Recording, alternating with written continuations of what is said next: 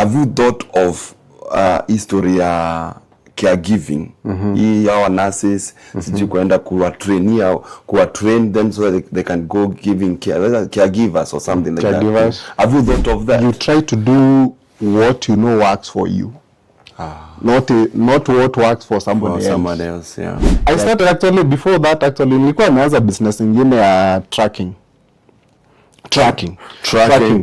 ya malori. Oh, you like a truck driver? Mi sikuwa driver, but sasa nilikuwa na driver. Ilianguka within 6 months. Oh, okay. I lost a lot of money through international scholars program. Huwa tuna help with financing student, because unajua kusoma huko it's very expensive. Yeah. So program yetu huwa tuna support the whole process. Watu wengi sana huwa wanatujua as people normally wanapeleka, you know. But actually there is a lot more that we do. Hii process ya kwenda abroad as a student, visa ndio inakuanga challenge. I got denied visa 4 times. Someone who is highly skilled, you can actually go to the US. You can petition the US to give you a green card.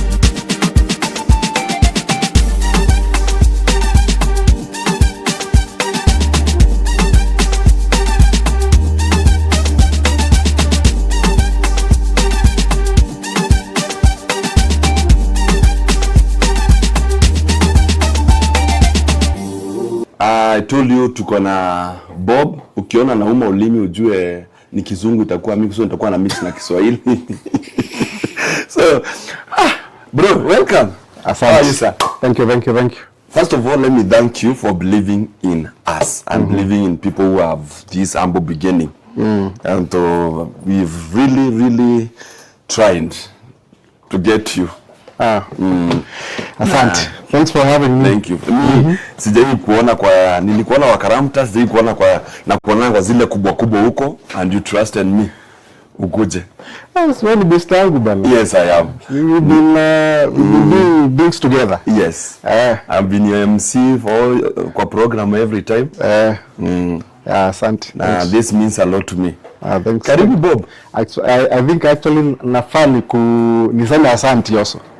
Oh yes. For having me, because also you see, hata hiyo kupush taka niko kwa set. Yes. It's also even change the date. Yeah. It means a lot to us. Yeah, but thanks for having me though. Okay. So Bob, sisi hapa ni story tu tunapiganga. Tunapiganga mambo mingi. Na Kimeru ama na Kizungu? Zote. Wewe koroga tu pale unasikia inafaa kuingilia. Okay. So that everyone can get. Mostly I saw most of my watu wale wameanzia something like this, they use Kimeru. So I try to capture the people who follow me that don't understand Meru, which wao ni wengi. So I'm trying to put them in onto I can accommodate Meru, Meru na bando I can accommodate them. Yeah. So it's universal in one way or another. Okay. So we play around Swahili and Kimeru. I mean Kiswahili English. UT is so ungovernable, so he uses jokes zake as toka vingine. So okay. We are here with Uticas every Wednesdays. And it's I think that I'd say it must go. And you gave me some advice. You told me consistency, and I'm trying to be consistent. Yeah, lazima inabidi. Early days are usually tough. Yeah, but with time, that consistency is what lacks most of the time. You'll see. You'll get somewhere. When we are done, you'll get where you want to be, basically. So we started small and we are still small, but we are going up. I love humble beginnings. Yes. Talk of humble, I googled today about Mwiti, and we realized that you are just that guy who came from a village and went out there and saw this opportunity to bring scholars from Kenya to abroad. That is the US or the America, right? And according to the statistics, wanasema ni 8,000 800 of them. And that's a serious feat. So, Mwiti, how did you start all this? All right. So first of all, I want to say hi to your audience. Yes. I think also I'm also sharing on my Facebook. I was just checking. Yeah. So my name is Bob, as you said, Bob Mwiti, and I live in the U.S. I mean, I live in the U.S., but I'm a typical Meru Kenyan. Yeah. Sure. I spent a lot of time here in Meru and in Kenya. Yeah. So I went to the U.S. in about 17 years ago. 17? Whoa. Okay. Yeah, I went there in 2009. Went there as a student. Nilienda kama master student. Then, so unajua watu wakienda huko majuu, you normally look for opportunities on the other side. Once I was done with school, I was like, you know what, mimi sikuji kula shida huku. I know. Kasema skuli shida, lazima nitafuta kakitu huko. Yeah, so I decided to stay. So I looked for opportunities there. I got a job. I used to work in the technology space. I used to work as a systems analyst. So worked up for about 5 years. Then once after I did about 5 years, I was like, you know what, I think I need to do something for myself. Okay. And I got into the entrepreneurship space. So nikaanzisha kampuni. But sikuwa nimeanza na hii students. No. So I started a company called Appstech. It's a technology company. Still have it on the other side. And at the time what we were doing was I was basically training because I was in the technology space. So when I got into the tech space, niliona kulikuwa na pesa. Alafu hakukuwa na watu wengi sana kama mimi walikuwa kwa hiyo space. Kama wewe meaning like black or black African, yeah. So because most of the people wenye tulikuwa nafanya kazi na wao walikuwa mostly Indians. Yeah. Immigrants walikuwa Indians. And then of course the Americans. So, lakini I didn't see any Kenyan, any Uganda, any whatever. So I was like, why is that the case? Na huku kuna pesa bwana. Yes. Yeah, so I was like, you know what, I think I need to do something about it. So I started your company inaitwa Appstech, and basically what I was doing at that time ilikuwa kutrain watu. So nilikuwa tu na train immigrants wenye wako huko US, wa Kenya, yeah, Africans basically, but of course majority Kenyans. So nikaanza kuwa train hizo vitu zenye nilikuwa nafanya corporate. Okay. So nikaanza kuwa train with of course the intention of kuwatafutia kazi. Yes. But you see now, when you start a business, there is always a lot of challenges that come along the way. But so one of the challenges ilikuja at the time ilikuwa, so wase wenye nilikuwa na train sikuwa napata like really good candidate wa training, because those were like very complex training. A system inaitwa Oracle. So nilikuwa naona watu wanaingia kinaumana alafu ana left bio. Then also nilikuwa nimequit job yangu. So sikuwa na kazi. Okay, na watu wenye mmeleta kutrain hapo, unaona sasa umeleta watu kama 10, unaona 7 wana left. Unaacha na hii kama watatu. Yeah, so nikaona hapa I need to do something about it. So ndio nikaanza kufikiria, because the problem was basically kupata serious candidate wa hizo trainings. Yes, sure. Sasa nikaanza kufikiria au naweza wapata wapi. Sasa ndio nikafikiria, nikaona the easiest way yenye naweza pata mtu ni through school. Akuja through shule. Because of course huwezi toa mtu Kenya for example umpeleke training za kampuni, because there is no visa like that yenye mtu anaweza kuja training kama hiyo. Yeah, so I was like the only easiest way, easy, but the only way that I could do it was more through school. like because nilikuwa nimeenda huko kama student, you know, sasa I knew the process, the struggles of when kama student. Yeah, and that's how the idea international scholars program ilianza. And it made it easier for you because the other one ulikuwa na watrain wewe mwenyewe, sasa hizo watapitia through the shule. After kimaliza shule then we could maybe later on put through our trainings. So that's how this thing was born. In 2018. So about 8 years ago. Wow. By then it was airlift program.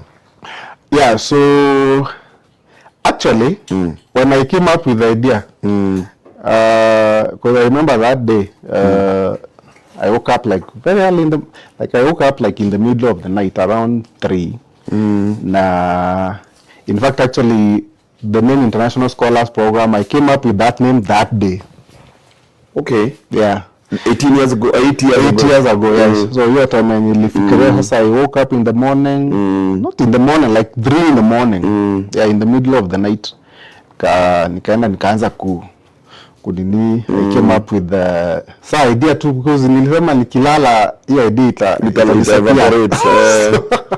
Nikatoka kwa kitanda, nikaenda chini kwa my home office, nikaanza kuandika vitu, and that's how we came up with our first handbook. Jina ya program ikakuja hiyo time bado. Wow. Yeah, hiyo International Scholars Program.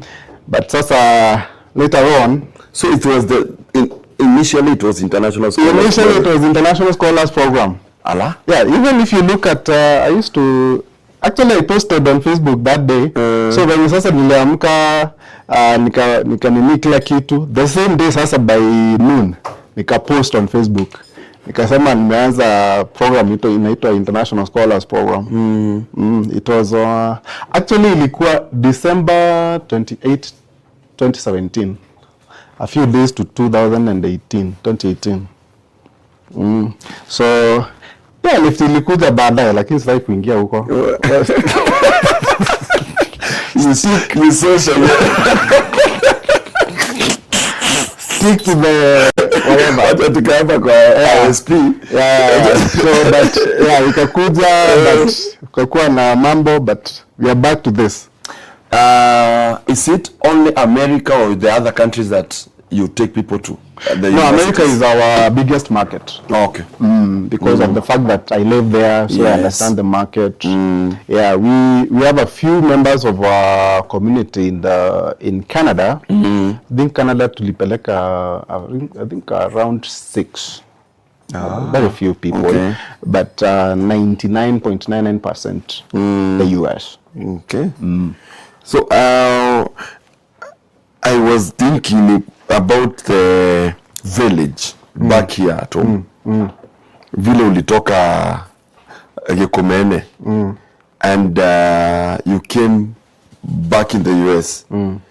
How is the feeling? Yani vile tuchevie ndio wewe umeanza sasa from Ntongi, you are from hapa umefika huko. How did you survive the first days? First of all, nilikuwa huku, nilikuwa msewa veve sana. Rongo. I swear. Serious? Mira. You chewed? Yeah. Makanda baga. Pasala mono. Nairobi. Nairobi Pasi. Yeah, Pasi, of course. By then Pasi nilikuwa huko. I had some really good friends. Tulikuwa university na wao. Yeah. It was quite a number of us walikuwa wametoka, because nilikuwa Nkobo High School. So as wengi wa Nkobo High School tulikuwa na university huko. Yeah, so I missed that a lot when nilifika huko. Yeah. Bwana, so ndio tushetani upiga mtu. Hizo sasa hizo mashetani. Hizo mashetani. Yeah. So but with time of course you get used to it, because you don't have any choice. Yeah. But I mean, as a village boy, man, I mean everything was pretty new to me on the other side. Yeah, but with time of course you adapt and you get used to things, and life start moving on. I've seen that what inspired you to do this is ni curiosity ya kuona there was a space yenye haikuwa filled That's why you started this. There's a day I was speaking with you when you came, sikuletea $1, nilipata $100 for the first time. When I spoke to you, nilikuwa nakuuliza, have you thought of history ya caregiving? Hii our nurses, sijui kuenda kuwatrain them so that they can go giving care, caregivers or something like that. Have you thought of that? It's a bit... Yeah, see, when it comes to business, you try to do what you know works for you, not what works for somebody else. Yeah, because you see, there's a lot of business ideas out there, or a lot of things that people can do.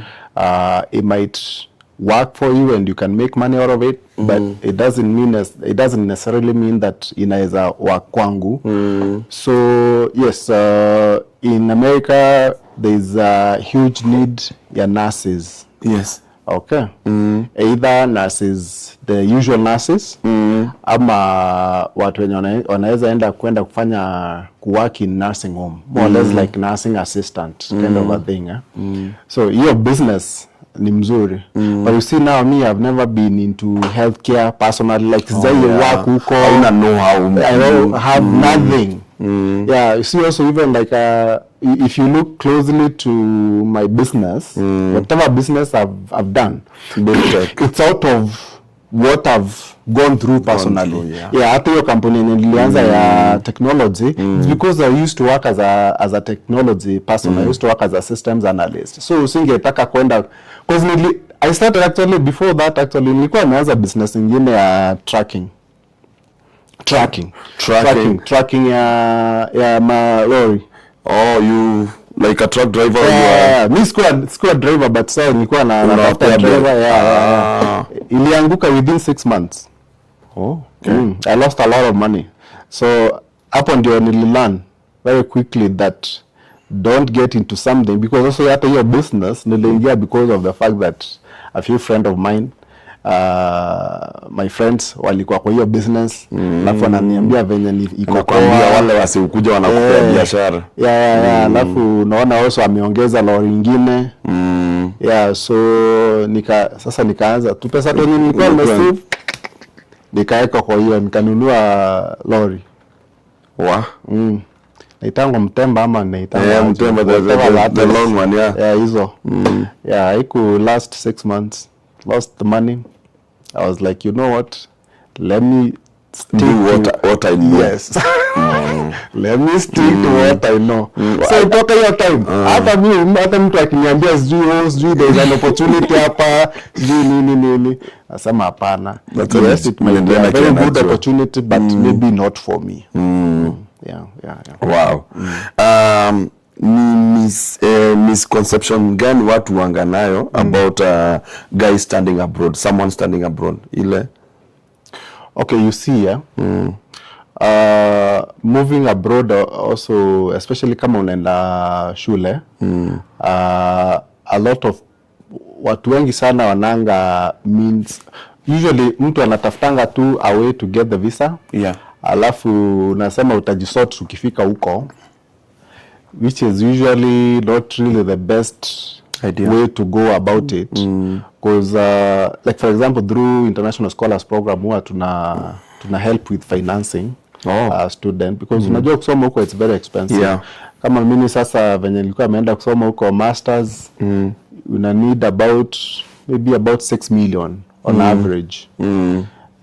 So watu wengi sana huwa wanadhani maybe mtu anaweza tafuta documents za kushow kwa embassy, upate visa, alafu ukifika huko utaweza kufanya kazi and all that, but it's not as easy as it sounds.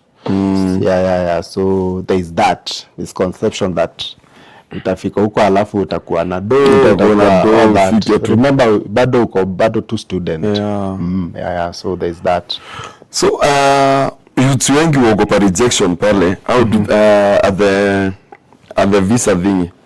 How do you prepare the students? How do you help? Ama usaidiangi story ya visa na everything? If someone has the criteria na everything, amefika the criteria that you want for them to go for. So program yetu huwa tuna support the whole process. Watu wengi sana huwa wanatujua as people normally wanapeleka, you know. But actually there is a lot more that we do. First of all, we finance, because kusoma huko it's expensive, so we have a lending partner on the other side mwenye ana facilitate hizo pesa za kusoma huko. But also remember also, even this process of moving from Kenya ndio ufike, the process inahitaji pesa mingi. On average you need, as a student, on average you need about $5,000 ndio at least ufike class uanze masomo. Okay, so what we do, we facilitate that as well. But that is that is done directly through now the International Scholars Program. Hiyo kusoma huko yenye nimesema ni about 6 million. That one we have a partnership with a lending institution in America, out of Washington DC. Yes. Ana facilitate pesa to our students, to our members. But sasa hii ya kwenda huwa tuna facilitate directly through the International Scholars Program. Lazima hii inatoka kwa account yetu, sasa tunapea students. So we do that financing. And then additionally also, when somebody comes through kwa program, huwa tunamsaidia kutafuta shule, programs zenye atafanya. Nice. Mostly program yetu ikuangi just anything that you want to do. Pana we are very picky. Lazima ufanye anything to do with engineering, science, technology, math. Hizo vitu inaitangwa STEM. Yeah, so STEM kama hizo watoto wetu wa 10 wanaanza kuambia sijui pathways. Analyze the pathways. Yes. So we mostly focus on STEM pathway. Science, technology, engineering and math. So tunakutafutia shule, tunakutafutia program yenye utafanya. We have a big team actually in our Meru office that normally does the pathway advisory and I sit down as students. We do everything online though. And then now they get to understand the students' preferences in terms of courses zenye wanataka kuchukua na shule zenye wangependa kwenda kusoma. Alafu tuna apply hizo shule. Wakipata admission, then we start the process ya funding. Alafu kutoka hapo, we also have a very, very intensive visa coaching program. They go through visa training. Or before you go to answer those questions at the visa. Yeah, because you see, hii process ya kwenda abroad as a student, visa ndio inakuanga challenge. Yeah. Yeah, see what a student, just the process of moving abroad. Visa and hiyo ndio also watu wajuangi. People, is that misconception, also to answer your misconception question, is usually that misconception that once you start a process ya kwenda abroad, it's kind of like a guarantee utaenda. It's usually not the case. Even with our trainings, people get denied visas. For example, even me, I got denied visa 4 times. Okay. 4 times. So I actually went to the US on my 5th attempt. Okay. Yeah, so it's one of those processes where people think just because you've started, utaenda. Like even kwa program yetu, for example, kama in January, we took 115 students to the US. But your 115 represented 40% visa approval. So kuna watu wengine 60% walikuwa wamenyimwa. And I always like discussing these things so that people get to understand how this process works. Yeah, because you see also saa zingine when somebody maybe they are not able to make it wanyimwe visa na walikuwa wameput in money kwa process because it's not a free process, so there's money that you are putting in. People tend, especially wazazi, waelewi, so wanaona mtoto hakuenda, unasikia sijui nini, walipa pesa, akaingia, akakuliwa, akaienda, unaona? Yeah. So it's very important that mtu anaelewa hii process, you can still spend money na utaenda bado. Yeah. Wow. Yeah, so hiyo ndio kitu watu wengi sana wajuangi. Because even me, I mean, what I normally say is that lazima ukue process, you need to be somebody who is very patient and someone who is resilient. Yes. Hata ukinyimwa unaenda tena. Unarudi tena. Yeah, because even our students actually keep trying. Wanaendanga wanajaribu. Wanaenda student wamepata visa after 3, 4, 5 attempts hivyo.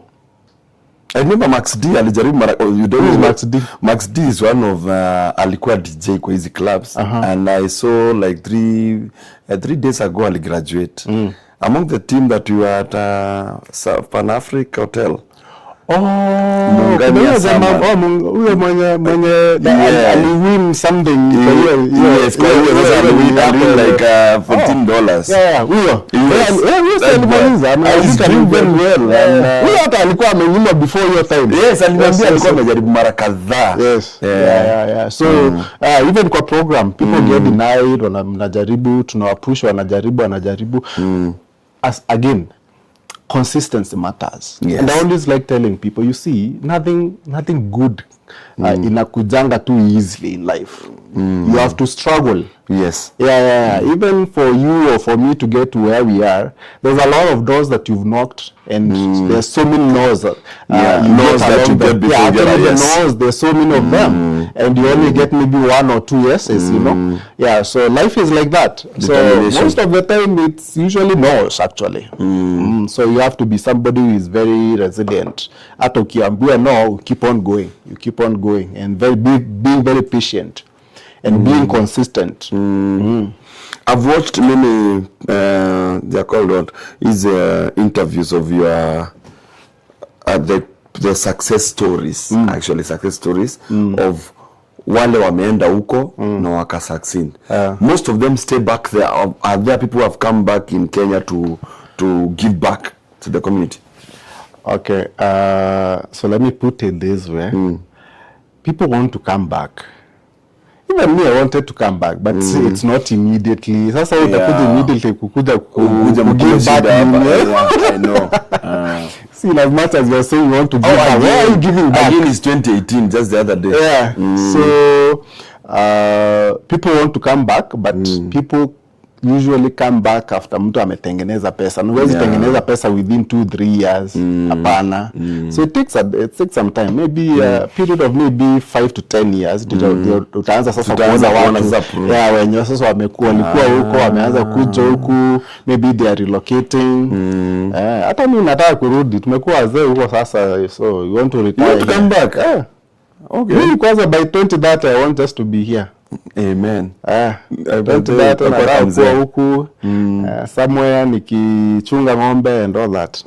Yeah, for real.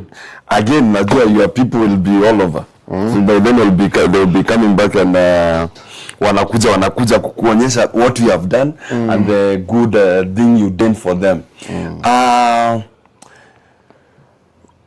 Mwalimu wa hesabu, mwalimu wa maths.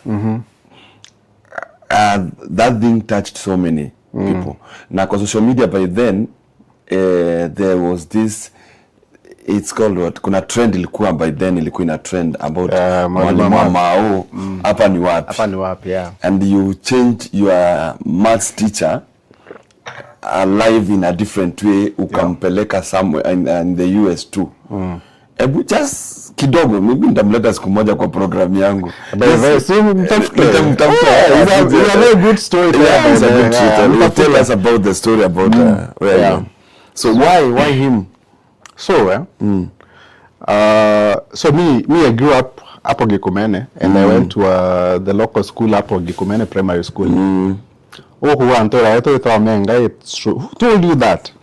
It's you. You'll come here and ask you about Menga. Okay. When he's from around there? No, his best friend who is sitting next there. Your grandpa was Waya. Abbas. Was Abbas. Okay. Yes. Yeah, so I come from that place. So I went to that school. Yes. Gikomene Primary School. And huyo mwalimu alikuwa mwalimu wangu wa hesabu actually. Wa math ya ukweli sasa. Yeah. So he used to like me in school because also shule sikuwa mbaya vile. Yeah, so also I was like his best student when it came to hesabu. So because of that, so unaona sasa Saa zingine unaona mwalimu akiona you are doing well, anakupea hata favors, unaona saa zingine na bet on you. So unaona so much into trying to grow grow me. Unaona hata anaweza nipe hata extra nifanye all that. So we were very close. So we built that relationship that early. So also hiyo time penye tulimaliza KCPE that time I did very well. I was among the top students in Meru County. Wow. Meru province. Ilikuwa inaitwa province then. By then ya province. Eastern ya province. Meru was what? So that's sub-county. It was district. District. Yes. So I was among the top students in Meru district then. Nikaitwa Nairobi school. The reason nilikuwa nimeitwa Nairobi school also because nilikuwa nataka kwenda Nairobi. So at the time sikuwa nataka kuchoose at sijui starehe at Alliance. I could have gotten admission at any of the top. But sikujua akina Alliance wako Nairobi. Nairobi because it's Nairobi. Nikapick Nairobi school because nilikuwa najua tu hiyo lazima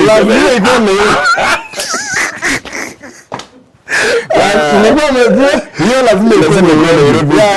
I was on this school ameenda Nairobi. So that was my way of getting out of the village. So nika choose Nairobi school nikaitwa. But pesa nayo nasemanga poverty is bad. There is no glory in poverty. It's evil. Nilishindwa kulipa 50,000 Kenya shillings kwenda hiyo shule. Wow. So huyu mwalimu wa math, you didn't go to Nairobi. So sikuenda Nairobi. Man, I was so frustrated. I was so heartbroken. Wazo uko ni mtoto and then umesoma sana to get that level. So naambiwa uwezi 50,000 only. Hakuna. So my grandparents, so I grew up with my grandparents. Also that's something that I didn't tell you. So we grew up na shosho yangu, grandpa na grandma. So I do there. I didn't know who my dad was at the time. So venye sasa pesa ikupatikana, huyu mwalimu wa math huyu wakashikana sasa na my grandpa, wakaenda kunitafutia shule. So nikaenda Nkobo High School. Na akaninunulia viatu. Okay. Za kuripoti na shule huko. So unaona hiyo relationship inaendelea. It's growing. It's growing. So from then on, even when now my life changed later on, so we were always very close. Hata nikienda America, even my graduation, penye nilienda university, alikuja bado. Alikuja huko? Yes. Kwa hivyo hii si mara ya kwanza kwenda majuu? Si graduation yangu ya Nairobi. Alikuja. Na hata US nilikuwa nataka akuje, but at that time sasa sikuwa na bado nilikuwa na uwezo wa kumsaidia akuje, but I really wanted him to come and see you huko. But nikasema maybe itafika time I'll see what I can do for him. So with time also hata kitu kingine hata ujui hii ofisi ya Meru oni ofisi ya tuko leo we started a very small office 4th floor ofisi kwa watu wawili na before tuanze hii ofisi huyu mwalimu wa math ndio when I used to come to Kenya hatukuwa na ofisi hapa Meru. It was no intention of opening an office hapa Meru especially Meru. So when nilikuwa nikikuja Kenya alikuwa ana organize students ni wa meet. So every time nikikuja ananiambia Bob, I want you to meet these students. Anakuta the first time alikuwa na students kama 10. Then alikuwa meet hapo Meru Slopes. Then the next time nikaona ako na students kama almost 20. Wow. Nikajiuliza kama Mr. Power anaweza leta hao 20 hivi, what if we try to make it like a continuous alitafutia student. So tukaanza hivyo. So wakaanza sasa nikamwambia Nasikuwa namlipa anything. Ni gharama tu ya kwenda, wanaenda churches, wanaongea juu ya program, wanaenda mashule, wanaongea juu ya program. So tukaanza hivyo. So with time, benye tu huku tu Meru, simlipi ile tu ni gharama tu ya kwenda kwenye wanaenda na maybe lunch. That's it. So when walikuwa wanatembea hivyo, then of course now we started having students when na parents wanauliza ofisi iko wapi, tukuje tuulize more and things like those. Tukaanza sasa kwa ofisi huku chini, the same building hii yenye tuko, 4th floor hapo. So tukaanza, so yeye ndiye alisaidia sasa sisi ndio tuweze kufungua hiyo ofisi. Wow. Yeah, so ilifika mahali nikamwambia na venye sasa tuligrow tukafungua ofisi nyingine, and then this is like the third expansion ya ofisi yetu. Yeah, because it was before immigration, you boost ikaingia huko. Sasa hiyo ulikuwa unaingia by the way. Ulikuwa unaingia before ufike kwa ofisi. Go to the office. Yeah, so tukanini, and then sasa nikamwambia nitakupeleka America. I think that was in 2023. Kama nitampeleka, alafu we started the process, akaenda embassy, luckily akapewa visa na akakuja huko. Yeye hakutry mara mob. Hapana, yeye ni mzee, so mostly watu kama hao hawezi nyima. Even my grandpa alienda huko before a pass. So although alikuwa amenyimwa before, but normally kwa that age no big deal. So alikuja huko nikamtembeza huko, tulienda so many states. I think I was seeing mpaka akaingia inaitwa nini ile what truck, cyber truck. Mazi alikuwa atuliingia town. Alikuwa ametrend. Watu walikuwa wamefollow hiyo nini yake sana. Mazi alitrend. So uzuri it was that time when Mwalimu Ahmad hapa ni wapi? You changed it. So but then it came at the right time. It hit the right time by the way. I was like, you know what, this Mwalimu Ahmad thing, happy. Sasa kuonyesha ako wapi hapa ni wapi. So akakuja, we had a good time. And we visited a lot of states. Actually we did a road trip. Kachukua gari yangu, tukatoka, I live in the state of Florida. City inaitwa Tampa. Tukatoka Tampa, tulienda maybe states kama more than 10. All the way to Washington DC. Mimi, yeye na one more guy. He works for us. Yes. His name is Wilfred. Yeah. Tukidrive tu tunasimama, tunalala, tunaendelea, pizza, what. Tukaenda some of the schools zenye tunakuanga na partnerships. Nice. Tukaenda tukavisit a few of students. Hata kuna students wengine hata walikuwa wanamjua because also they've been alikuwa sasa ilianza kunini na walikuwa wanaenda sana kupick stories huko hata huko mpaka huko Nyanza, Rift Valley. Yeah, some of the students knew him. Tukaenda hizo mashule and all that. So we really enjoyed. Yeah. Wow. So that's how your story ya Mwalimu Ahmad ilianza. And Power, I know you are watching. God bless you. You touch someone. That's why I'll end there. I'll go where I wanted to go, but I won't go right now. I want to. Kuna mtu ameniuliza swali hapa. Akaniuliza, what mistakes should students avoid when applying the visa? Visa? Mistake? First of all, ni kuassume tu that utapewa just because uko na kila kitu. Actually, our visa officers hata waangaliangi mostly hata documents because wajui kama zako ni fake ama si fake. Yeah, what they want to hear ni wewe story yako. Wanaenda wanakuuliza maswali, wanataka wasikie what you will tell them. Atakuuliza swali very simple, for example, unaenda kufanya nini? Why hiyo shule? Wikimea why that program? Very simple questions. But a lot of people mistake yenye wanafanyanga ni mtu ana rely na documents sana. Mtu amekuja na bundle ya documents hivi. Sijui payslip, sijui nini, sijui kwa. By the embassy. They don't care where you work. Hata ukiwaambia you work at Safaricom and you earn $1 million shillings. They don't care. They have no time to go and verify. Wewe bado story yako wanataka kusikia wewe story yako. story yako wanakuuliza maswali tu kidogo kidogo hapa na pale, and mostly visa interview inachukuanga less than 2 minutes. 2 on average. Imeza at the window. Inakuanga kama nini kwa unaona kama kwa bank. Kwa bank hapo venye unakuwa na tele hiyo side nyingine na kwa pande hii inakuanga hivyo. 2 minutes max. Niliona Nyambane akisema jamaa the way he was trying to tell the lady the widow can you talk. You are shouting. Alafu the guy is reading. I can say here you have gonorrhea. Tulisema tuongee sisi wawili bro. So alafu also uko embassy by the way can be very tricky. It's usually very tensed. So watu wanaendanga huko hata unashindwa kuongea. Because it's not easy. It's not easy. So unakutanga hata mtu mwenye alikuwa tu sawa akipractice akifika hapo una lose kila kitu inapotea.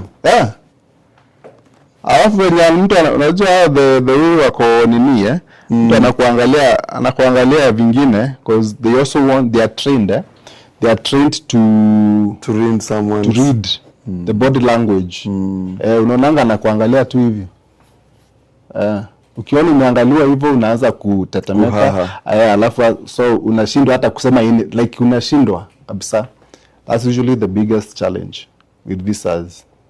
It's not an easy thing by the way. Ukiona mtu amepata visa America, amengangana. People get denied visas a lot. Africans mostly less than that percent get visas. Less than that percent get visas as student ama visit kwanza hata ni worse. So I am a student who want to go do the masters. Na nimeenda through the process. I have paid the process. I go nidinaiwe. I'll come back again and pay again. Hapana. So the only thing that you normally have to take care of any other time that you keep on going is basically the visa fees alone, which is usually $185. Visa student ina cost $185. So that's the only thing that you have to keep on paying. But kuingia kwa program hapana. Stay in the program for forever, for as long as you want. But keeping trying. And that's easy for everyone. We normally like encouraging. But you see, it sounds very easy. I know. But humans watabeba tu waseme unatucheza. Humans mostly mtu akijaribu mara mingi ni kama mbili. Most people. You give up. Na give up so easily. Hata ukiwaambia na asema hapana. Hiyo ni stress. Hiyo ni stress. That experience I don't know what I don't want to go through it again. Have you encountered conmanship like people using your name to con with it? The program's name that it. Or even your name. I'm Bob Mwiti na kupeleka majuu. Unajua kama wale upiga simu wakiwa Angela. You see, once you start getting popular online, there's usually people who also want to take advantage of your brand and your name. In fact, actually, kuna Bob Mwiti wako Facebook. Before you verified, by the way, they were me. And they normally also use like my pictures, pictures and all that. Kwanza nilikuwa naangalia mwingine hapo hata naona hata ako friends na some of my family members. Ala. Kwanza wajui. Wanaona picha yake wanadhani ni mimi, but si mimi. Hawa ni na Bob Mwiti. Naitanga Bob Mwiti. Yes. So you've experienced some. Na kuna wale wamecheza students through the program, as in this technology is another thing. You are told mtu ameingia kwa program anajua how it runs, and they go back there and play around and tell most of these days is a phone is a call station. And call centers. So a student is called through the call. Have you ever had a case like that?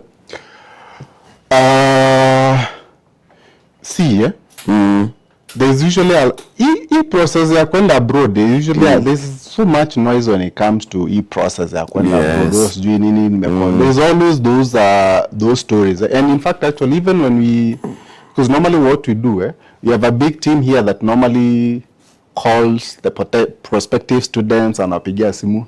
That the moment mtu ana pick your call, some of the people wakipick your call, akisikia unaanza kumwambia mambo ya kwenda abroad, adhani also unataka kuagonga because wamezoea hiyo. Even though, because also for us even to be able to call someone, huwa tumepata hiyo number maybe from our team yenye iko kwa ground, maybe alikuwa amevisit some market ama some shule, akapeana number, but ni kama huyu mtu hata akumbuki alipeana namba yake. So wakipata hiyo nini, alafu wanaanza kuona ni kama wanacheza. Kwa hiyo industry there is that a lot. Yeah. But also, by the way, outside of our students, kuna program nyingine tumeanza inaitwa EB2 NAW, na hiyo ni program ya skilled professionals. Yeah, there's some videos that I was sent by your team. Your team, yeah. And I think we'll be running them and in between the program before Eutychus comes here. And he'll come to ask you one or two that he's putting yata ya anataka kwenda majuu join familia yake. Utakaa hapo ukitafuta nikiomba usipate. Yeah, so hiyo ni skilled professionals. It's a relatively new program here too. But I feel like it's going to be one of the best products yenye tume come up nayo. The product yenye, I mean, it's program where, like for example, someone like you, someone who is highly skilled, you can actually go to the US. You can petition the US to give you a green card. Green card is basically, it's like permanent residency, ya kufanya ukae huko for as long as citizen as such, but you can stay there as long as you want. Kama mimi saizi, I'm a permanent resident of the US. So you don't have a dual? No, me, I'm not a citizen. Yeah, so I'm a permanent resident of the US. I have a Kenyan passport. I don't have an American passport, but I can stay there for as long as I want. In fact, actually, I'm not allowed to stay here more than 6 months consecutively. For real? Siwezi hapa Kenya because huko ndio home. Okay. The definition of your US government as a permanent resident, that is your home. So ukikuja kukaa more than 6 months, you are basically violating your permanent residency. Obscured duty. Yeah, so unafaa urudi huko, ufai ukae huku sana. So hata nikikuja, wanaona hata nikuja hata kama nikaanga sana, siwezi pitisha 5 months. Kama sasa you almost leaving. Sasa nataka kurudi. Alafu nitakuja tena, so hivyo. Yeah, nikikaa more than 6 months naweza lose your permanent residency. What's the difference between getting the green card and like you to say ulienda huko and you got married to a citizen? So if you go there and you get married to a citizen, bado you get a green card. Oh. Yeah. Okay. So you don't become a citizen? No. First of all, you become a permanent resident, which basically means you have a green card, and then you have that for about 5 years, and then ukitaka kuwa citizen, unaweza kuwa citizen. Even me, ningetengua nataka kuwa American, ningekuwa American kitambo sana. It's only that I didn't want. Yeah, so for me, I just felt like, let me just stay with my Kenyan passport. You got married to an American or a Kenyan? My wife is not Kenyan. She's an American citizen, but she's originally from Zimbabwe. So natuonanga tukienda Zimbabwe. You have an office in Zimbabwe, by the way? Tulikuwa na office huko, but we closed because of so many reasons. Yeah, one of them being that your partner mwenye tulikuwa naye huko wasn't that good. Alafu also Trump also policies za kufungia Zimbabweans, so tukaona it was not making. Yeah. But my wife, she's from Zimbabwe originally, but she's an American citizen. So, but I didn't get huko kwa mtandao so watu wanasemanga unapata nini zako because that's clarify. Watu wanasemanga by the way. People are so funny. But for me, for example, so mimi nimaliza shule nikapata kazi. Sina nilikwambia nilikuwa I used to work as a systems analyst. So nilipata job, na hiyo job ndio ikanitafutia visa. So initially I got a visa called H1B. It's a visa for skilled people. But it's usually for 3 years and then unaweza extend for another 3 years. And nikakuwa na hiyo visa. Then after that hiyo company nilikuwa imenipea hiyo job sasa wakafile makaratasi yangu ndio nipate permanent residency. So that's how I got my green card. So let me take one question here that is really pushing me. Kelvin Comey is asking hello guys, good program. Kindly ask him if someone can do degree in nursing through International Scholars Program. Yes, tuko na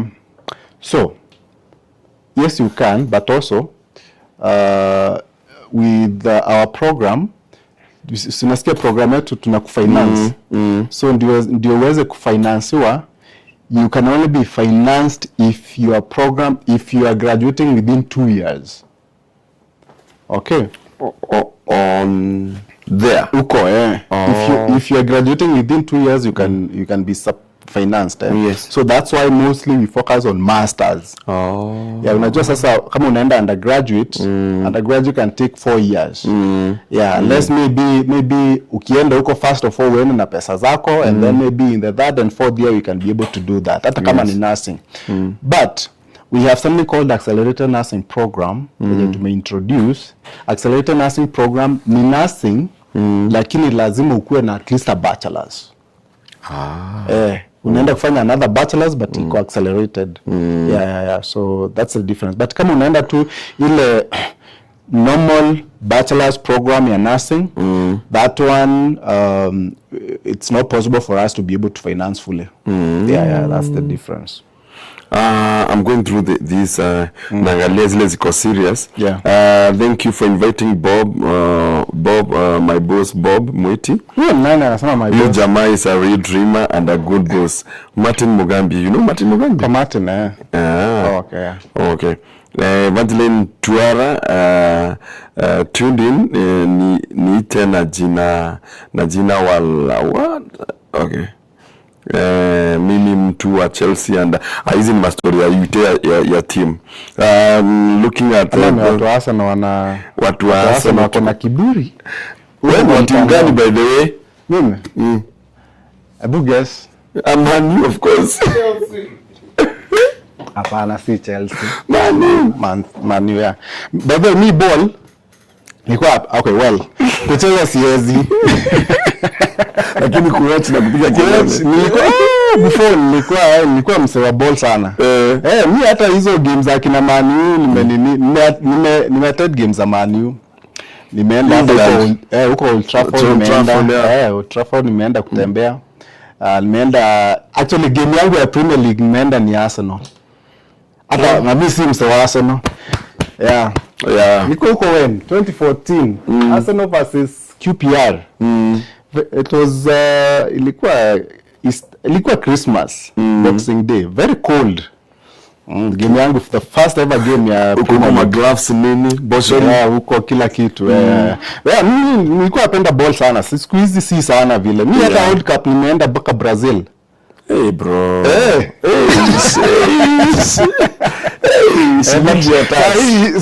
Hii inakuja US. Hata sita watch. Na iko tu hapo Tampa. Hapo tu kwenye huko. Yes. One of the games zitakuwa Miami. Miami is like 3-hour drive. Orlando is about 45 minutes. Na hata sitashughulika. But before ungekuwa tu pale. Kuna ile drill yako. Yeah. So, yeah. But your first time kupanda ndege ulitapika. So, kwenda US nilikuwa my first time kwenda outside Kenya. Yote mambo yako imefika kuja huko.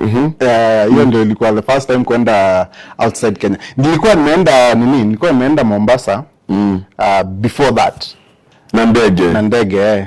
Oza. Yeah, nilikuwa nimepelekwa, my dad alikuwa ametupeleka kutembea huko Mombasa. Nice. Because later on, hata kama tulikuwa me grow up na my grandparents, yes, dad came na shida mingi sana, my dad alikuja in my life. Nilikuwa form 4.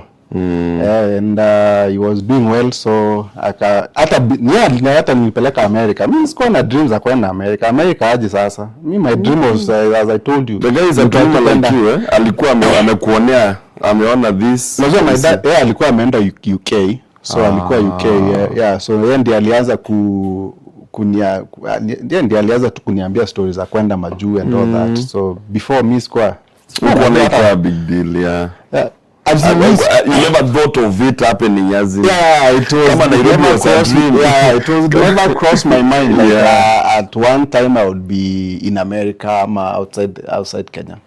Let me touch something before I call in Mwiti to come ask one. I when you spoke about power, it's a touching story about this little boy who couldn't afford 50,000. And hata mwalimu akamlia viatu. Did it inspire you into doing Bob Mwiti Foundation? Yes, sir. Because you see, foundation. I started the foundation. So before, actually, because the foundation, I registered the foundation late last year. Ndio sasa tukaanza kufanya officially January this year. Na tukanini officially kila kitu na ulikuwa hapo tukilaunch. My inspiration ya kuanza foundation ilikuwa out of hiyo, as you are saying, my early life, my early struggles. Because najua sasa nilikuwa na shida mingi sana za pesa, and I realized there is a lot of people a lot of kids when you are in the same situation yenye nilikuwa nayo. So nikaona let me try to see how I can help, because actually from 20 when tu nilianza when I got into entrepreneurship, nilianza kusupport a lot of students wa Gikomeni Primary School. Every year I used to support them, top students, school fees and all that. Pakata tulikuwa even one of the students last year alimaliza hapa Meru School, alikuwa ametoka hiyo shule hapo, alipata A plane kwa Gikomeni Primary School. So throughout the years I support, and I also started supporting students on Kobo High School. You started with mizizi yako. So Gikomeni Primary School na Kobo High School. So top students Kobo High School every year by that huwa nawapeleka Mombasa, anaenda na ndege, na even the teachers as well. Nice. So nimekuwa nikifanya hivyo for some years now. But I was like, well, yes, I'm helping those ones. But how about so many others uko kwa Meru County, especially Meru County. So I was like, maybe I can come up with something that is more structured. Yenye naweza, maybe I may not be able to give like a full scholarship, but at least I can touch and at least get some things in a way. Niwasaidie tu. So that's how I thought of coming up with the Bob Mwiti Foundation. And so far we've been doing some good things. Every week we normally give 20,000. Every week, yes. What is the criteria of getting them? Because kuna videos niliona bro. So kwa requirements, you need to be a needy kid. Yes. Bro, hizo stories as you are saying, those stories, very man, touching stories. Touching. By the way, najua tumeanza kuea kwa Weru TV. Wow. We have a program kwa Weru TV inaitwa Njota Shamiru. It run on Saturdays at 9 p.m.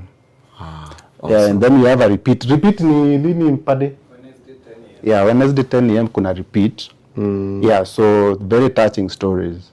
And I think once people start watching that show, itaamini sana. So we are giving 20,000 every week from students from different wards within the whole Meru County. Yeah, timu yetu sasa kama kesho wanaenda kupeana wapi nani? So the director is here actually. Birikene. So kesho wanaenda kusaidia past Kebole. I know. Yeah. Last week mlikuwa wapi? Nanyuki we've been to huko kwenu Igembe. Yeah. Kiego huko. That's my home. Mekuwa huko. Kwanza kuna kijana wako huko anakaa Meru School, tulikuwa tunaenda kumpea pesa huko. Is very good. Wow. Kwa nini? Kwa presenting kama journalist. Tunataka hata kumchukua. Yeah, very good kid.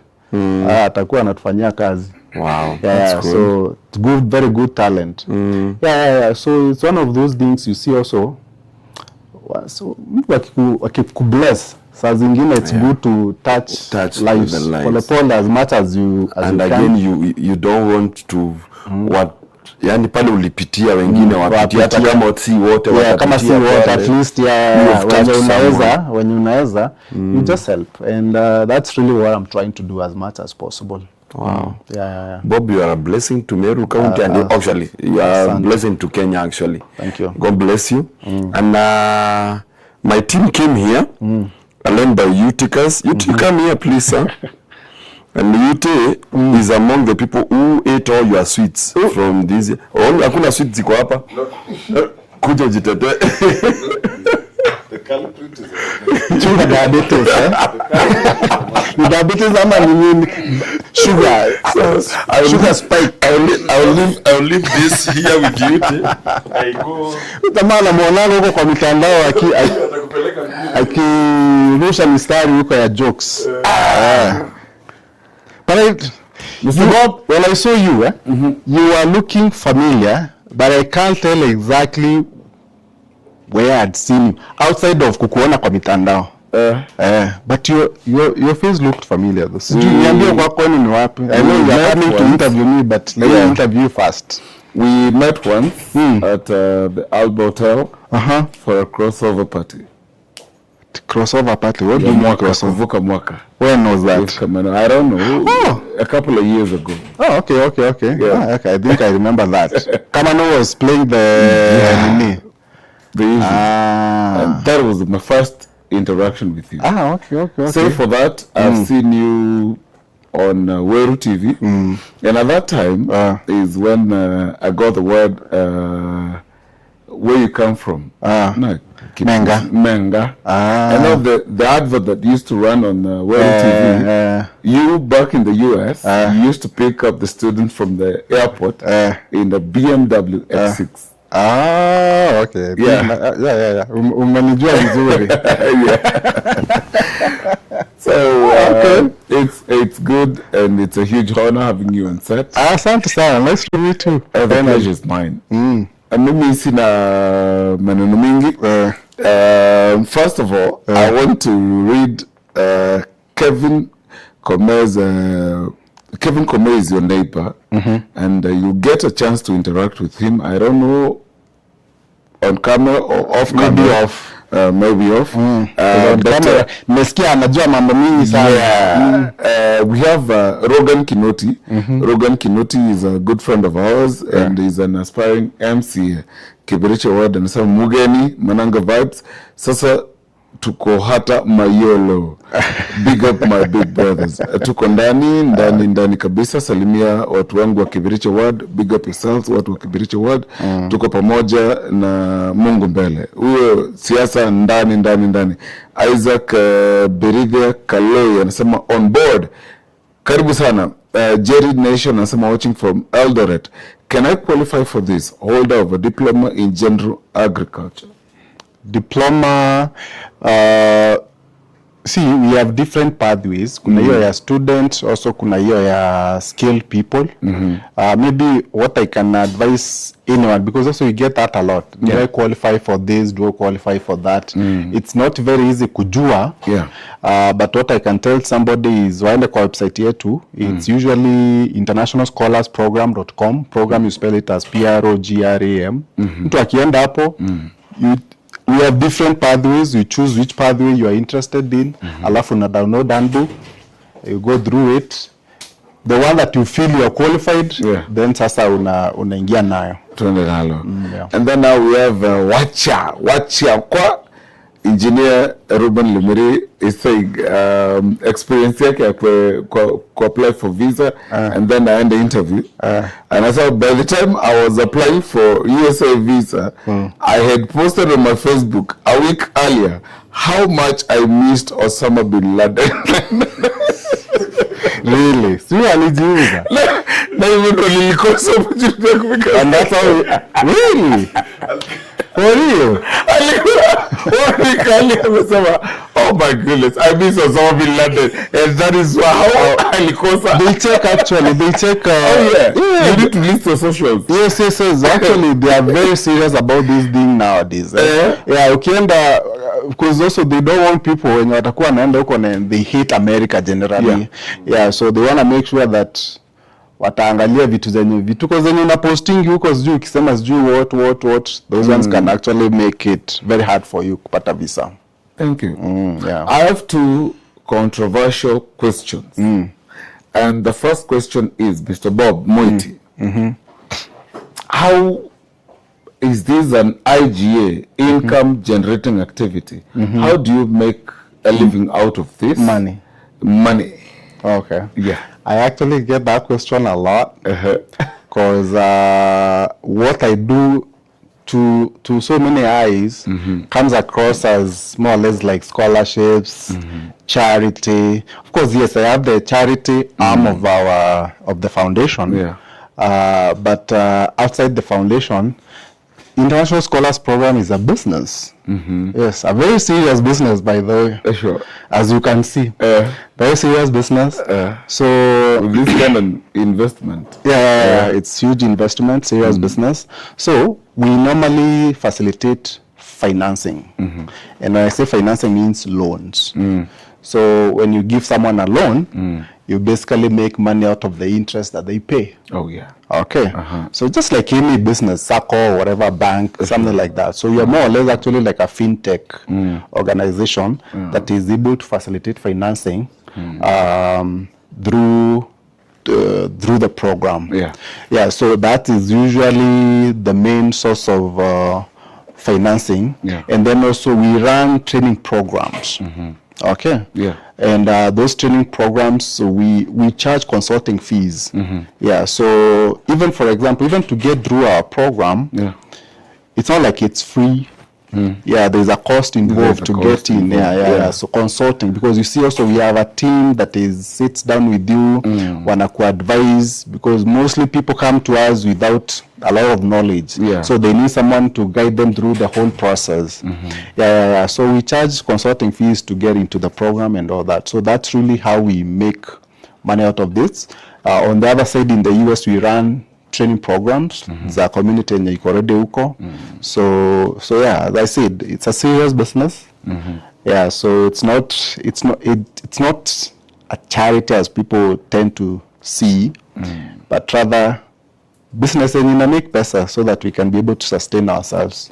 Good one. Now, behind me, we have a roll-up banner full of your partners from the United States of America. Do you see yourself partnering with them for an exchange program such that they can come down here to Kenya and partner with a few institutions and facilitate a few facilities, and we benefit from them directly, like Gikomene Primary. Yeah. By the way, kuna maswali mzuri. You online. Nilizalekana zako ni za jokes. Hii inakuja, ukitoka hapa inakuja, hii inakuja. You're getting too serious with me.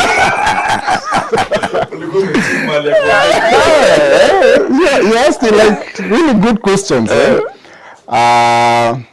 Because to cut it short, sorry, I have had a personal experience with Bishop Lawi Matthew. They have something called Michigan University and Kenya collaboration, and they have done an amazing job hapo Bishop Lawi Matthew kwa hii transition ya sijui junior secondary school, they have built buildings, laboratories, equipped them and all that. Can you get such from all these partners that you have? Maybe not all, but actually we are working out a few things. You see also, building those partnerships is not an easy thing. It takes a lot of effort. Because even when we started the program, we didn't have any official partnerships. Right now we have about 25 universities that we work with as official partners. And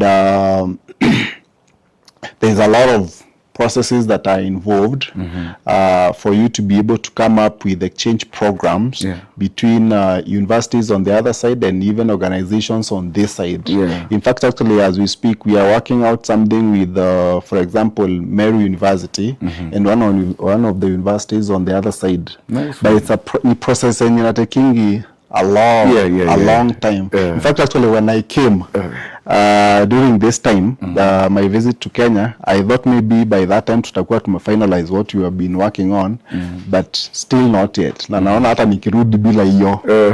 Kwa sababu watu wa Meru University maybe hata wanangoja tu tuone kama things are there's anything in come up.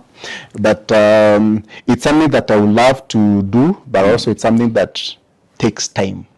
Because you wanna build also the relationships and all that. Then now introduce other things and stuff like that. Mwe ukienda tira mtu muru ambaye mwirai munene. Ile buru nkari just and then now the reason why I asked you that question is because mumiro ugire enoraya area eguete. So as much as we're benefiting from taking our children to the United States to pursue further studies and all that, households, society. Then when we capture the institutions, it will be a magnitude. I have two questions that are so brief. One, do you have any political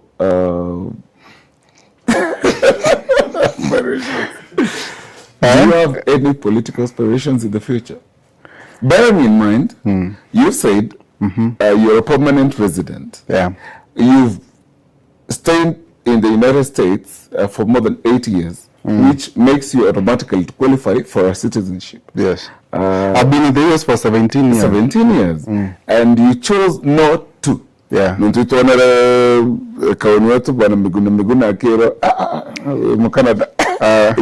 not to. No, because you not subscribing for the citizenship is by design. What do you mean by design? By design, by family, by permanent resident, and right now, apart from my daughter who is born US, the rest were immigrants, and right now they're citizens. Why 17 years? Honestly, I get that question a lot. You know, I do so many podcasts. Yes, especially when I'm on this side there. I do so many of them, and that question crops up so many times. Because sometimes people don't really understand, like, why. Like, you can become a dual citizenship holder, Kenyan and America. What stops you? But honestly, I don't know.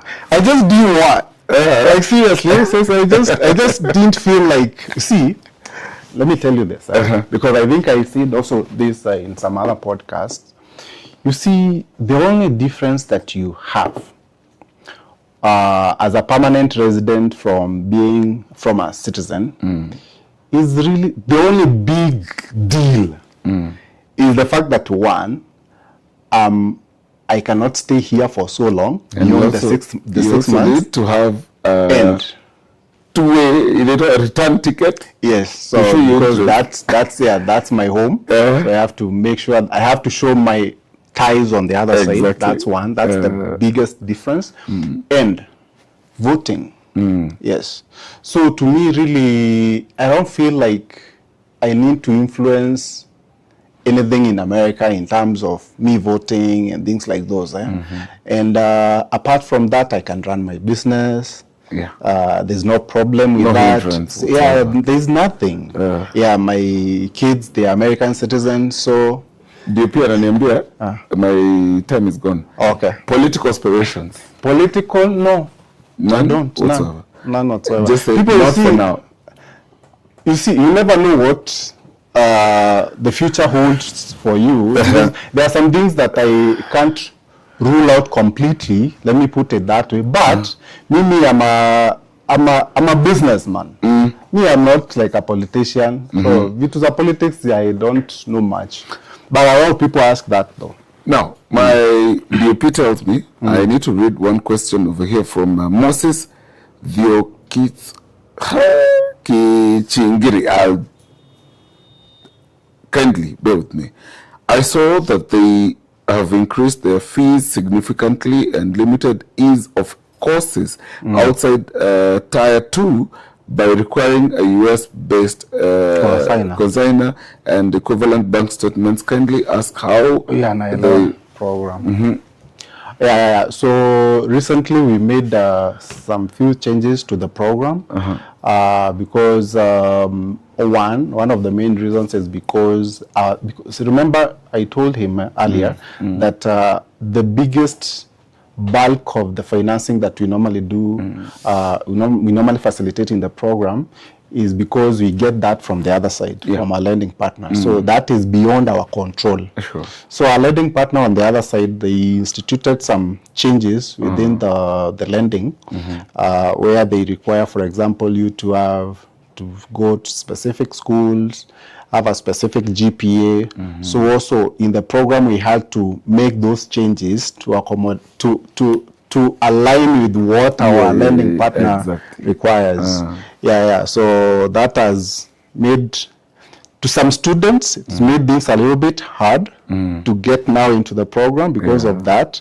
And for example, if you don't meet that requirement, then we are forced, like for example, to require you to provide a cosigner, who in this case must be a US citizen or a permanent resident. Tukae nyumbani. But just a minute. Because to the bright students, the GPA that you want, nature has it. They don't necessarily have to come from a rich background. True. And now when you go for ISO bank statements and you have a resident in the United States, it complicates things. My last question as I leave is, it started off, it's an awkward question, I'll put you in a fix, but it started off as a Kenya Airlift program. You heard your partner. What happened? You may not answer if you're not comfortable, but I'm good. I don't think that one I'll answer. Nice one. But it was a pleasure having you on set. Thank you. Nice one. It is not as stupid as it looks. Now you know. Now I know. So I'm really happy that you came. I have seen time in a fly. We have done like 1 hour 24 minutes. Really? Imagine. Oh wow. So normally it's usually for how long? Normally we do 1 hour. Oh, okay. But it's okay. We good. I want to release you, but you answer your question. Najua. Unasikia kwa mtandao. Kageguruma hapa. Kuna hata siku uliweka story ya Ruto. Si Ruto, ni Sifuna. Ni Sifuna by the way. Kwa mitandao saa zingine. Ulilipua mambo watu walikuwa attack. Hata huko kwa nini kwa diaspora nikaanza kuona sijui nini what but anyways, so it's okay. Once you in the limelight, so you say something inapikiwa ina nini, inachangiwa actually to what they want it to be. It is when I saw you advertise this program, I don't know kama as much as you have umesomea hii technology and everything, you have that thing of convincing people. Because si tulikuwa tu jamaa anaongea Kiswahili na anambia watu kujeni tuende abroad. That before even anything, ilikuwa early before when you erected a billboard at T ya Kadita ya sahi, ile ya zamani kabisa, there is one that you had. So how much has social media helped in pushing this program or the business rather? A lot. Because I embraced the technology. Because when I started, me, I was not really into this social media thing. Me, social media kwangu ilikuwa more of kupost nikipati, you know, ukiwa kwa bondo tunakunywa somewhere. That used to be me. Yeah, but when I started the business, I realized how important social media was. So from that day, actually, yes, kwenye nakwambia nilipost about this program. From that day, nikatoa everything from my page, vitu zenye zilikuwa huko, nika clean up page yangu completely. Yeah, then now I started now positioning myself as a subject matter expert. Yeah. So kuna time, by the way, mimi nilikuwa na show ilikuwa inaitwa Success with Mwiti show. Those days, nilikuwa nawachiwa na mtu mmoja peke yake. Or maybe hata saa zingine hakuna mtu. Ako kamoja kanakuja live, kanapotea, nabaki peke yangu. Yes. Kwa hivyo sisi tunajaribu. For so many years. Wow. Yeah. Mpaka nika grow page yangu. Sasa saa hizi I have around almost 200,000 followers. Yeah, but there's a lot of effort that has been put to get to that level. So I've embraced it. Yeah, and with that also I now built, because mimi by the mimi ndio nilikuwa hata vitu zenye zingine tunafanyanga saa hizi, because now we have a media team, a fully fledged media department. You're gonna producers, presenters, all those guys. But before, mimi ndio nilikuwa nafanya hizo vitu. Niliona kwa news kuna the FBI is in Kenya and the DCIs are looking for these our vijana ambao wanacon universities in US wakijifanya wanafunzi huko US. Have you heard of such things? Wakijifanya wanafunzi wanapewa help ya huko. There is something like that. Wanatumia proxies or something. Hao vijana wanajiita big boys in town, wamenunua Mercedes kwa watoto wadogo. The sharp boys. You don't know? No, I'm not. No. Kenya, we are playing you in American buy. What? Yes. People wanapewa tu loan huku. Huku? Hada huko? Huku. No, I don't know. I have not heard about that. Such a case. Things are happening. There's investigations happening in Kenya. Yeah. And the sub boys wanafuata huku. Kuna wale wameshikwa already.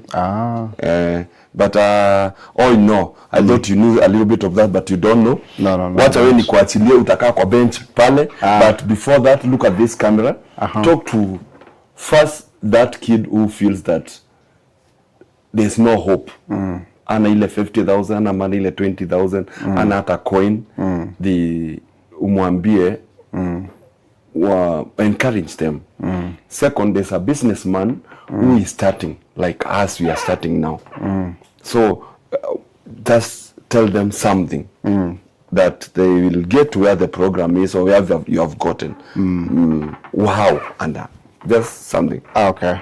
So first of all, thank you very much for having me on the show. Welcome. I really had a good time. Thank you. Now to the audience, if you're out there and maybe you see, what I can say is that life is usually not a straightforward line where you want to move somewhere and things are just working out. So there's always a lot of challenges, and you never know when your time will come, when you will be able to maybe move forward and do whatever you want to do. So if there's anyone out there who is struggling in one way or another, especially issues to do with finances and all that, especially with school, just keep doing what you can within your within your ability, and hopefully maybe something will work out one day. To the entrepreneurs, business people who maybe are starting something, for example, even like you, what I can say is the easiest way to become financially successful is through business. Yes, it's through business. So if it's through business, then you need, like, you have no option but rather to push yourself, because business usually has a lot of challenges all the time. Even us, by the way, hata ukiona saa zingine huko kwa mitandao, people see what they see is not really the reality sometimes, because we don't go out there telling people about all the challenges that we are facing, right? So what they see, it's a product of the hard work. So they are not seeing the challenges behind the scenes. Yeah. So business, there's always, of course, those challenges. But because of the fact that a business can make you better when it comes to finances, I think it's worth the pain. Sure. Yeah, it's really worth the pain. And it's usually very slow process. So usually a lot of people actually quit too early when it comes to business. That's like going for the visa too. The same thing, actually, because, for example, business, even in America, for example, more than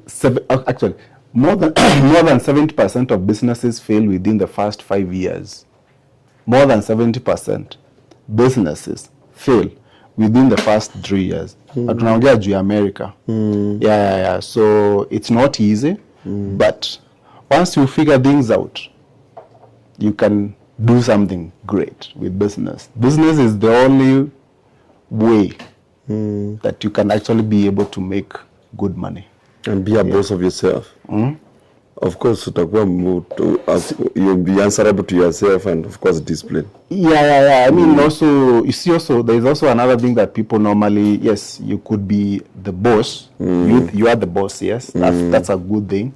But also, when you are starting also, don't be too, usijieke ati wewe ndio mdosi ati sasa you are just delegating things, especially when you are starting. You become hands-on. Yeah, you have to be hands-on. You have to make your hands dirty. So nasikia hata mimi ndio nilikuwa producer nini. Mimi nilikuwa set cameras hivi kwa nyumba yangu, naanza story nini kuambia watu vitu tu kwa mitandao. Yeah, with time, you know, I was able to build something, and then now I brought in the team and all that. Yeah. So it starts like that. Yeah, so I always love humble beginnings. Yeah, and anyone who is starting a business, those humble beginnings, they are very, very important. Don't go, starting like a big office somewhere, bringing so many people in there. No. Do as much as you can, you yourself. And sometimes also you don't even need an office, by the way. And even most businesses, even you don't need a lot of money, because also people think like you need money for you to do something when it comes to business.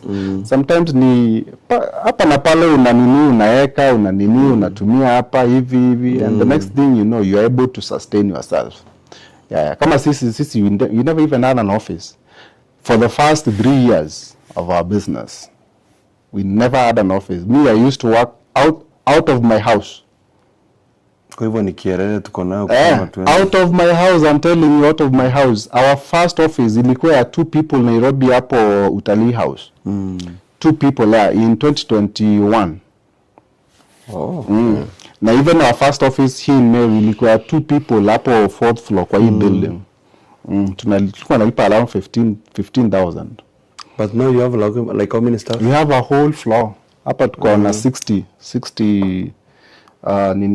people. It's not full, but the capacity is 60. I think size tuko like 40 something. Yeah, but we intend to be at full capacity at 60. But we started very small. Yeah, so for anyone who is out there, start small, keep on pushing. A lot of challenges on the way. It's never easy. No one should tell you it's easy and all that, but it's worth the effort. Yeah, bro, it's worth the effort. Especially kama wewe ni mtu mwenye ametoka bana mali yenye ukuwa na pesa growing up. Yeah. Vitu zingine hata kama ni ngumu, unasema I don't think nikiangalia kwenye nimetoka, I don't think this is the big deal. I can do this. Yeah.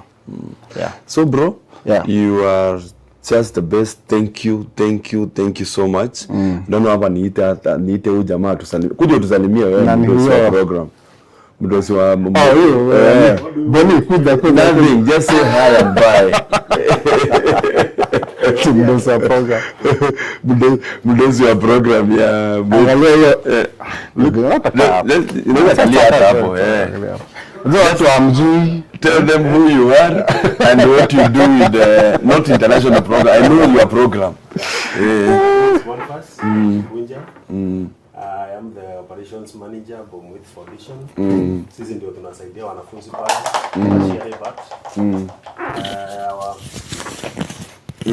Do I need to repeat myself? They got you. Yeah. Mwiti Foundation is meant for bright and needy kids who are in high school.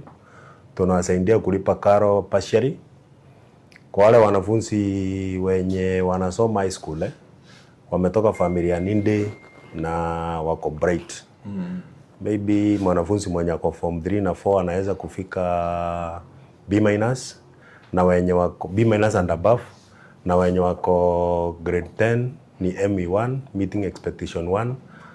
We have our website which is www.mwitifoundation yenye tunafanya application, wanafunzi wanafanya application, and then the requirements are first of all wanafunzi lazima akuwe na email, an active email. Mtu anaweza tumia ya parents. Anaweza tumia parents, mostly students hawana ama ya brother or some students hawana email.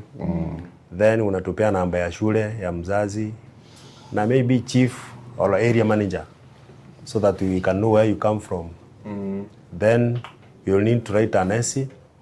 Utatuandikia essay. Essay is your story. Utatuambia what you intend to become after you are done with your education.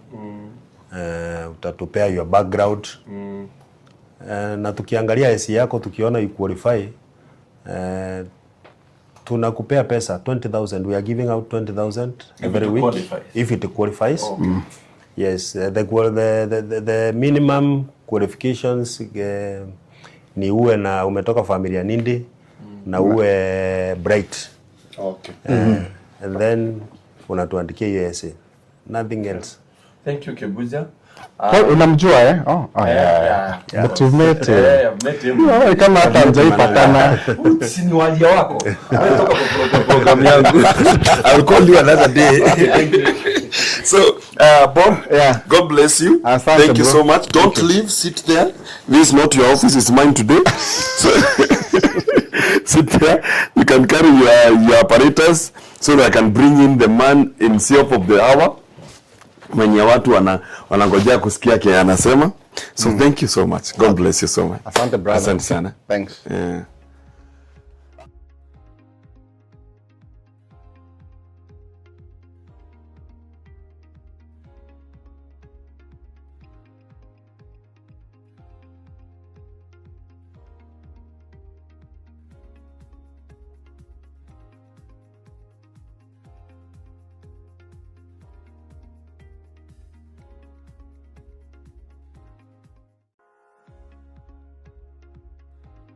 degree or strong professional experience, you could qualify for the US EB2 National Interest Waiver. It is a green card pathway that does not require a job offer or employer sponsorship. Your application is based on your skills, experience, and the impact of your work. If your work creates meaningful impact and helps solve real-world problems, you may qualify. The International Scholars Program can guide you through the process. Visit the website and download the EB2 NIW Handbook for more information.